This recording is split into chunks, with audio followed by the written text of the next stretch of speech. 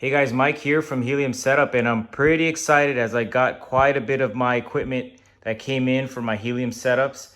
I'm going to be going through and unboxing some of these with you guys, but some of these I've already unboxed, and I'm going to be breaking this down into a multiple part series so that you guys can get a good understanding of each piece, and I can just give you guys a quick preview of what's to come. You want to hit like and subscribe.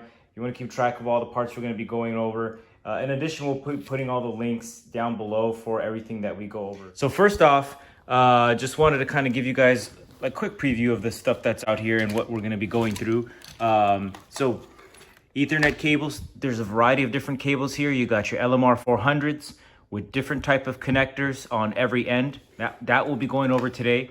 For these Ethernet cables, this one is pretty long, as you can see. This is because I'm going to be running the power over the Ethernet. And so we have the splitters as well as the PoE splitters as well as the energizers. So you can see that's what these are, and I'll be going in more detail of how that gets set up. We got the sealing tape, electrical tape.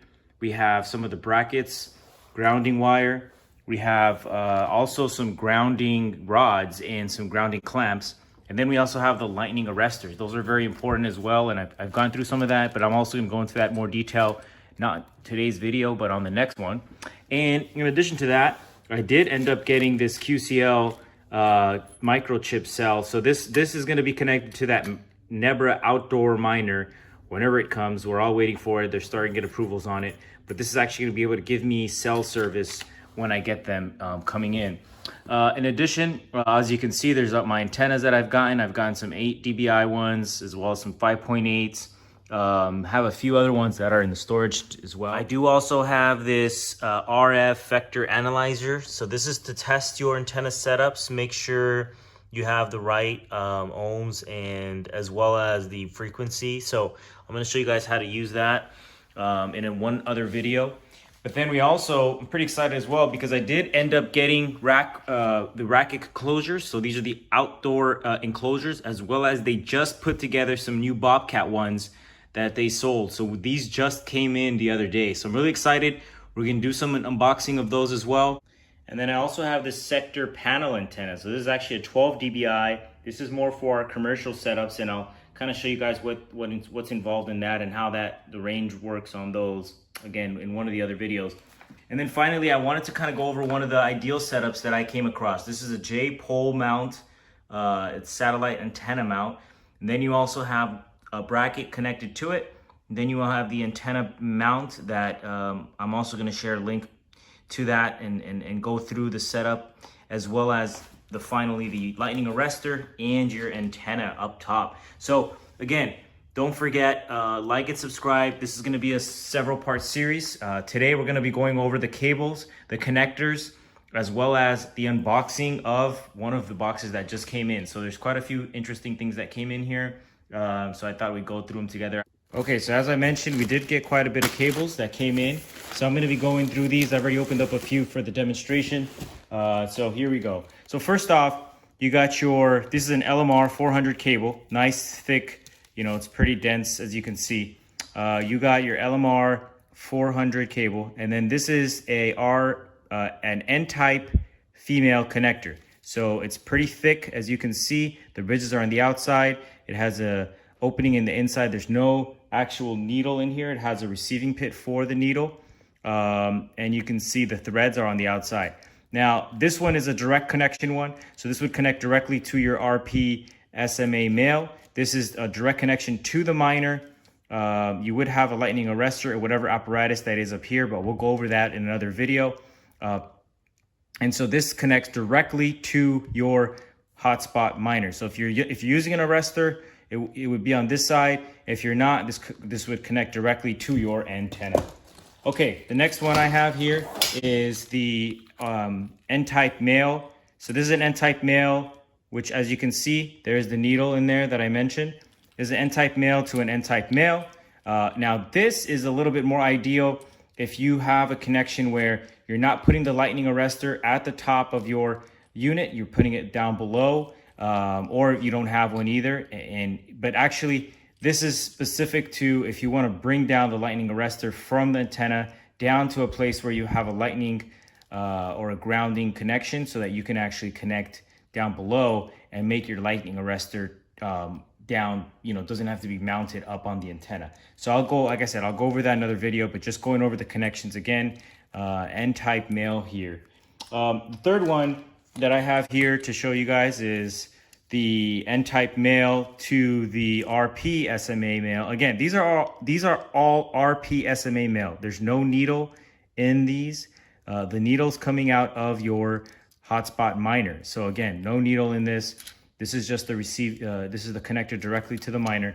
And this has the this is the N-type male connector. So as you can see, there's a needle in the middle and the threads are on the inside. So actually, if you were to connect these, you can actually connect the N male to the N female. As you can see there, they're pretty snug if they connect. Yeah, there we go.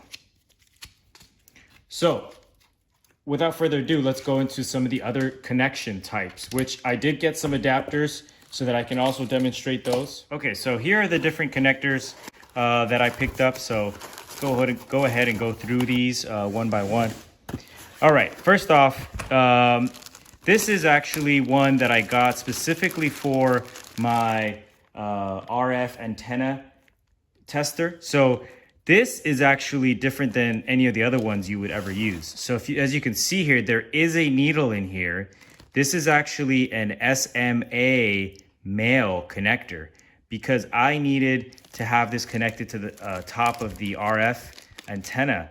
So this is a SMA male connector. You can see there is a needle in there, and this has a N-type female connector on the back end of this. So this would be specifically for that use. I don't have any other use for this one.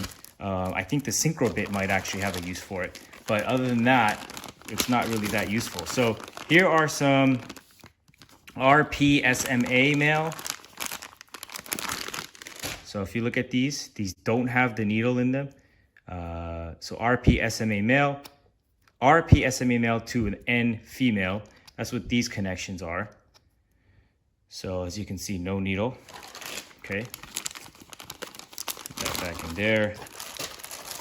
And then we have here the RP-SMA male to the, let's see what these are.